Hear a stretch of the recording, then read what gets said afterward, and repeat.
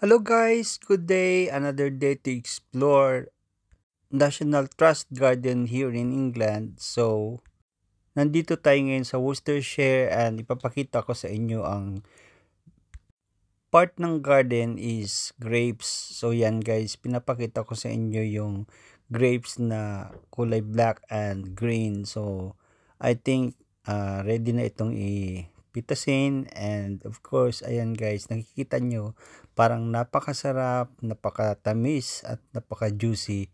Ayan, may purple and of course parang pink. So guys, enjoy nyo na lang yung aking video na to. Papakita ko na lang sa inyo. Explore ko na lang itong camera para makita nyo yung ganda ng paligid at of course, magandang panahon ngayon. So before summer ends, nakapasyal pa tayo dito sa bandang Worcestershire, England. So guys, maraming salamat. Sana mag-enjoy kayo dito sa National Trust Garden. So guys, please comment, share, and of course, and like. Maraming salamat sa pagsuporta sa aking mga videos. And God bless everyone. More videos to come. Thank you for watching.